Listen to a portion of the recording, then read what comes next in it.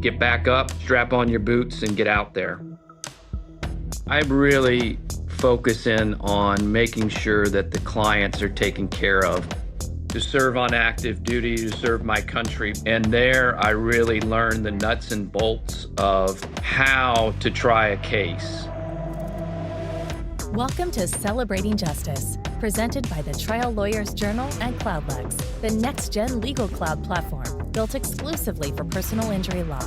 Get inspired by the nation's top trial lawyers and share in the stories that shape our pursuit of justice. Follow the podcast and join our community at triallawyersjournal.com. Now here's your host, editor of TLJ and VP of Marketing at Cloudlex, Chad Sands. Welcome back, friends, to Celebrating Justice. In this episode, we welcome trial lawyer and former JAG officer Scott Frost. From discovering his love of law at an early age in a mock trial to serving in the U.S. Army trying court-martials around the world, Scott's journey has been anything but typical. To get to the stories, I asked him, why did you want to become a trial lawyer? I remember that I wanted to be a trial lawyer when I was very young in grammar school, and I was in a play. And the play was unique in that it had a real case. I'll be honest, to this day, I can't remember what side I was on, but I do remember that it was realistic because the audience was a jury and I was one of the lawyers. We actually won. And so I remember that feeling because you'd present the case and then you allow the jury to basically say who won or lost. And I don't know if it was really a popularity contest or not, probably not. But I was convinced that I had won. And so I remember that feeling of not only winning, which is always important, but that feeling of knowing that you could come into a situation and really make a difference as to what's going to happen in people's lives. And so from that beginning, I always wanted to be a lawyer. Honestly, I always wanted to be a trial lawyer because there's all types of lawyers and we need all kinds of lawyers, but there's a distinct difference between trial lawyers and everybody else. I don't know if we look at the world a little differently or if we're just masochists because, we spend a lot of time away from our families. To be a really good trial lawyer, you got to be really dedicated and you have to study the craft. So from that point on, when I was in that play as a young child, I always was like, it really would be fun to be a lawyer. And it's turned out to be that way. I had some roadblocks in the way because no one in my family were lawyers. No one in my family had actually graduated from college. So I had to really figure out how I was going to get to where I wanted to be, which was to be a trial lawyer. And along that route, I also decided that I wanted to serve in the United States military, which was actually very helpful because I was able to get in a special program where it allowed me to become a lawyer, to serve on active duty, to serve my country, but also to do what I love, which is to try cases. And so I was able to serve 6 years on active duty in the United States Army as a judge advocate. And there I really learned the nuts and bolts of how to try a case. And in the Army, they teach you how to really do analysis, but also how to really understand the rules of evidence and how to get things into evidence and the fundamentals of how to be a trial lawyer. And so that was a great experience that prepared me to then leave the United States Army and go out into the civilian world and represent people. And that's what I've done since I left the Army. I've spent the last 30 years or so representing people that have been harmed by traditionally corporate negligence, defective products, mainly asbestos, benzene, and other types of products where most of my clients all get workplace cancers. And what's unfortunate is that all of my clients that get the workplace cancers will eventually pass away from those diseases. And so all of that kind of led me to where I am now, where we specialize in trying cases that are very important cases to make sure that we don't allow society to continue on with the mistakes that they've done in the past. And so that's where I went and where I've kind of gone now. Amazing stories along the way, I'm sure. I remember when I was in elementary school, I did one of those mock court cases too. I forget if I was on the plaintiff or defense, but I remember I had like a plastic tie that had film negative in it and popcorn, because I also wanted to maybe make movies. I ended up going to film school, but I think I should have went to law school in hindsight. Well, that's the interesting thing. A lot of people would have done that is, a lot of people, when they hear that story, are like, well, why didn't you want to be an actor? And I was like, man, that's boring. That's the thing I really liked about being a lawyer. Prior to that, I wanted to be a pilot, and I didn't recognize at the time that my wearing glasses might be a problem. When I found out the law, I was like, man, I would have been a terrible pilot because I would have been so bored.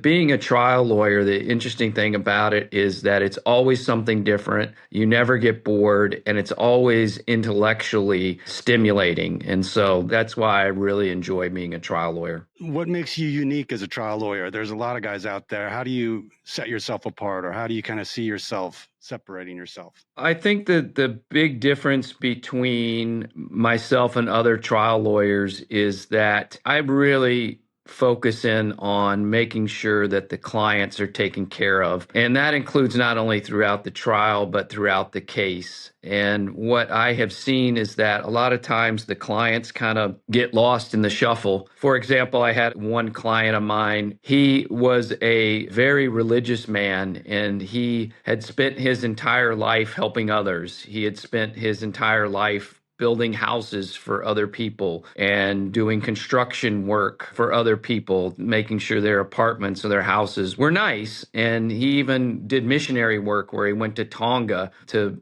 build missions for the Tongolese. He had done all this, and I went and met with him and spent some time with him. He told me that even though he had built many a house and he'd built many a mission, he had actually never owned his own house. I was like shocked by that, because this was a very talented man who'd done a lot of work for a lot of people over a long time. He had never owned his own house. Through the trial process and the verdict that we got him, the first thing that he was able to do was to buy a house to make sure that his wife, when he passed away, was taken care of. And there is no feeling that's better. I mean, winning is great, but knowing that through all the hard work that you did, that your client is able to finally achieve a major milestone in their life through the work that you did is really amazing. And so the distinctive edge I would say that we have is that we put clients first, and that I'm always trying to make sure that the client is taken care of, and that no matter what decisions we make as trial lawyers, we take into account the client and their client's interest. You deal with some heavy stuff in terms of these asbestos cases, and there's kind of a final verdict for these people coming outside of the courtroom for them that they can't avoid. How's that kind of taken a toll over the years? There's a unique beast to that. It's not a motor vehicle accident necessarily. I've had friends that all the time say, you're kind of like dead man walking because your clients are all going to pass away. And I will say that for probably the first 10 years of doing this work, it's profoundly affected me. My father got cancer himself and he passed away, and that affected me even more because he had a very similar disease to most of my clients. And he did what they did. He went and sought treatment from everywhere that he could and did really well for a while, and then unfortunately passed away from it, again through workplace exposures. It's been a process of really dealing with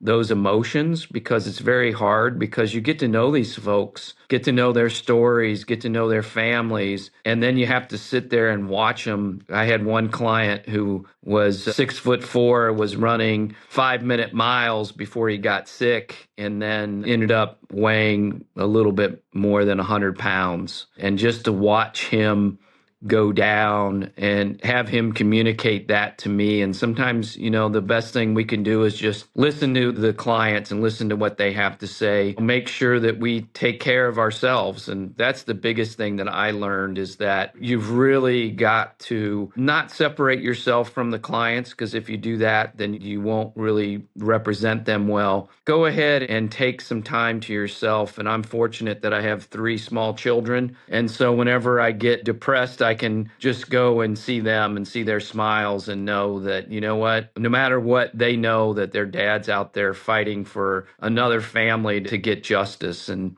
we talk about that. I talk to my kids about that. I tell them when I have to go away, because sometimes I'll go away for a trial and be gone for a month. And when you have young kids, they really don't understand that. They're like, Dad has to leave. And so I talked to them and I said, well, Dad has to leave because he's got to go help another family and make sure that they're taken care of and that they have a house and that people understand what actually happened to them. I think that process has been long, but I do think it's important that as trial lawyers that we really take care of ourselves, because if you're not taking care of yourself, then there's no way that you can take care of these clients. I don't really believe in work-life balance. But what I do believe in is making sure that you take a little bit of time to yourself and to your family to really reconnect. Because then when you go into a courtroom and you speak on behalf of the other family, you can't but help but think about your own family. And that brings power to the courtroom. And I think that having kids has really helped me in focusing in on that, understanding that, and giving me even more power in the courtroom. I would love to chat about maybe a couple other things that kind of shaped your career a little bit.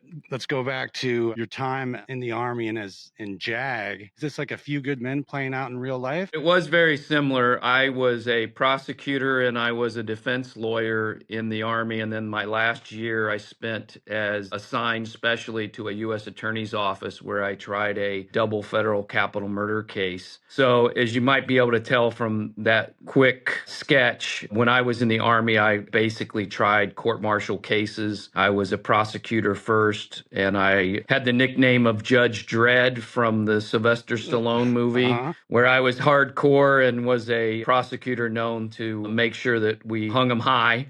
At that point, I was in a unit that was what we call a deployable unit, which means that we could be anywhere in the world in 12 hours. And so that created a unique situation where folks tended to get themselves in trouble. So I prosecuted a lot of cases during that time period, and I got so good at it that they said, you know what? I think you should be a defense lawyer. You're putting too many people away. So you were the Kevin Bacon. I was first Kevin Bacon, and then I became a defense lawyer, did that at Fort Hood, Texas, which Fort Hood at the time and probably still is the largest Army installation in the world. So there was a lot of shenanigans happening, which is exactly what I wanted. That's why I asked to go there. They wanted to send me to Germany and all these nice places. And I said, I really want to be a trial lawyer and try cases. So send me where the action is, and send me there. They did. So you sharpened your skills on the prosecutor side in a lot of ways. Then you went to the defense side, standing up for Santiago and Lieutenant Weinberg.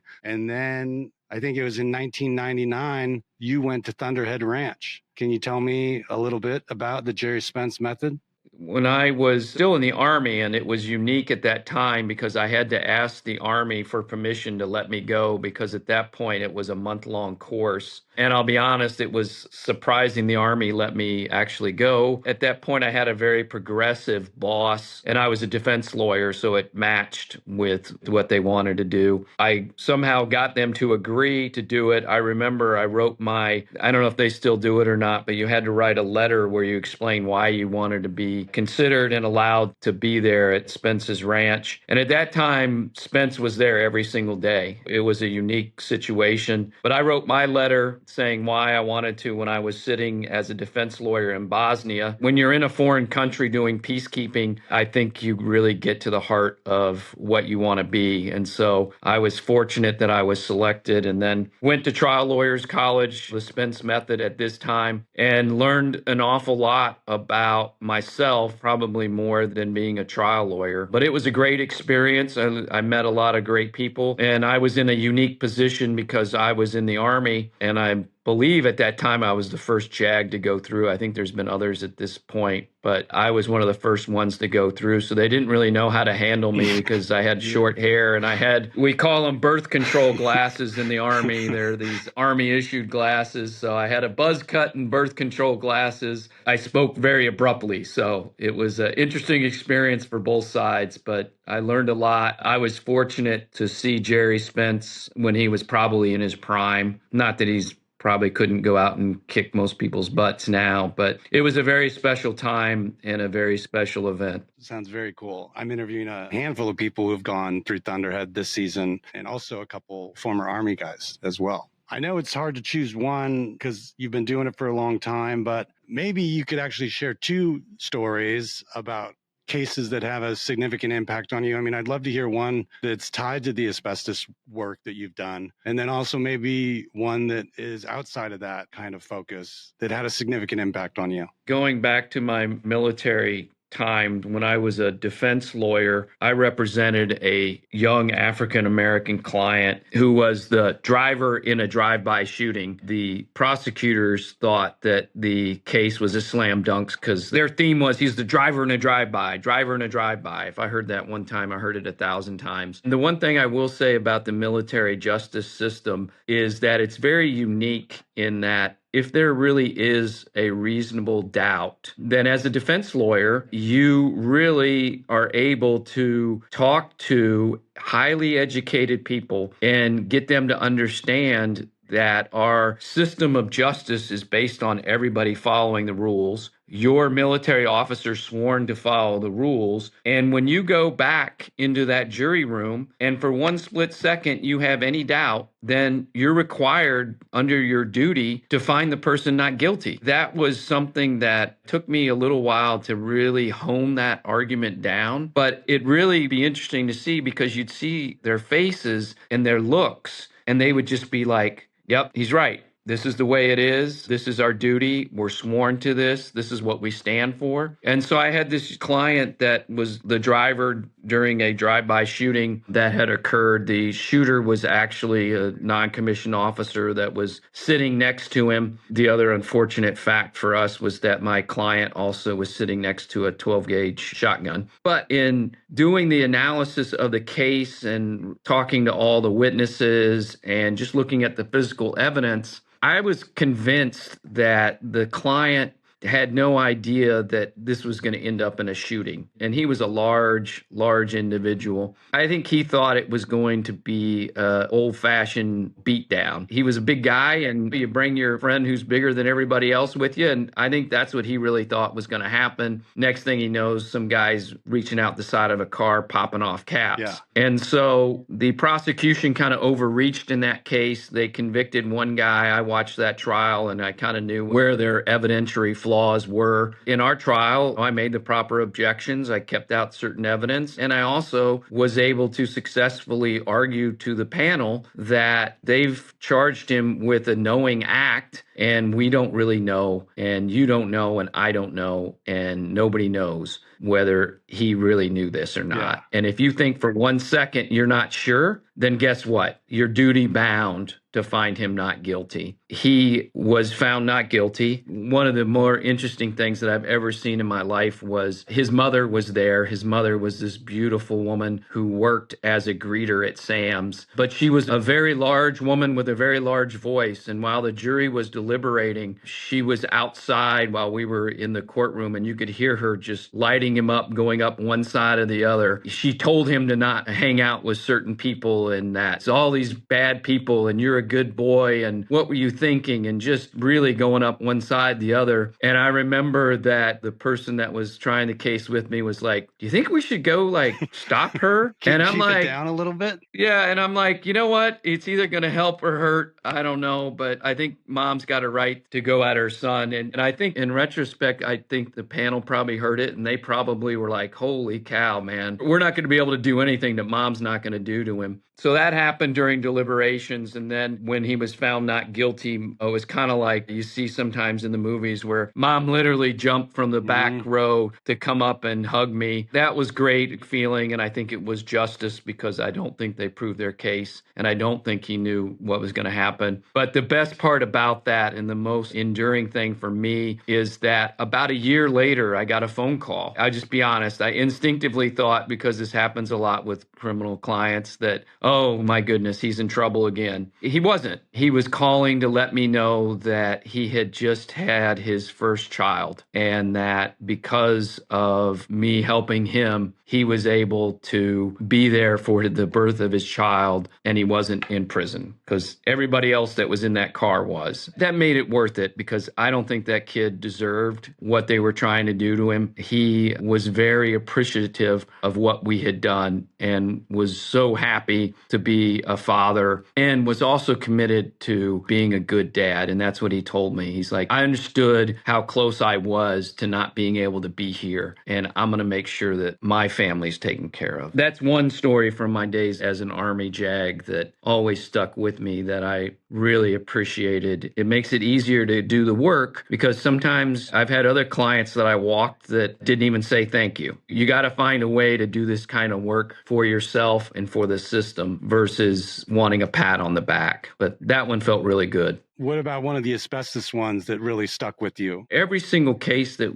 we try in these asbestos cases are really hard and difficult. I think the most difficult one that I've done recently was I was in South Carolina for a case, and the case was one that involved a young woman in her 50s that got mesothelioma through exposure through the husband and through her father. Those cases are very difficult because not only do you have to deal with the legal issues like causation, how can we prove that that caused her disease since she was never the person working with it, but the other problem you really have is that you have to really dig deep with the husband in this case, because there is a lot of survivor guilt and she had passed away. You're sitting there with an individual who in their mind at least contributed to the death of their loved one. And this man deeply loved his wife, and she was just one of those amazing people, and she loved Christmas, and Christmas was her thing. And so every time when Christmas comes around, it's just this acknowledgement of what he had lost.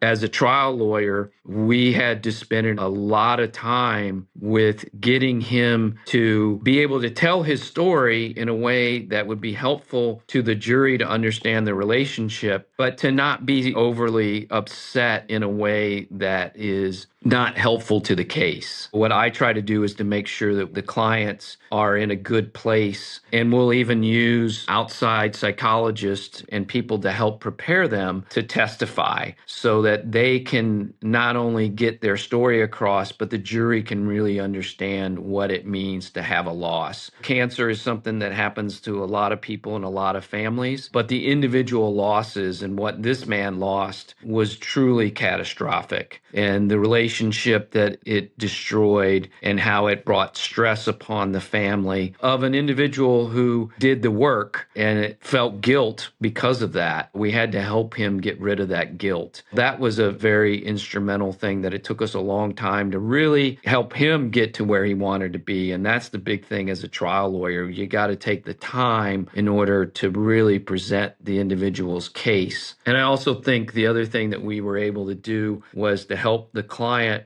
feel that through that process, he was heard. I think with these cases, it's important that the clients be heard and that they be heard in a way that helps them, because the trial isn't really therapy, but it also helps advance the case. That case I'm very proud of, that we were able to help him get some closure and also to help the jury make the right decision and to hold a company responsible for something that was totally irresponsible and should have never happened. At CloudLex, we understand the unique demands and opportunities that personal injury law firms face every day. That's why we've built a comprehensive platform designed exclusively for personal injury law. Our seamless case management, AI engine, litigation support, and record retrieval solutions empower you at every stage, from intake through settlement and beyond, helping you stay productive, organized, and focused on achieving successful outcomes for your clients. Explore what's possible at cloudlex.com. Now here is this episode's closing argument.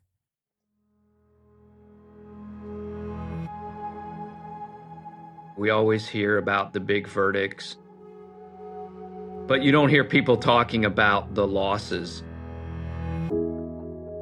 And the losses hurt more than the victories really feeding your ego.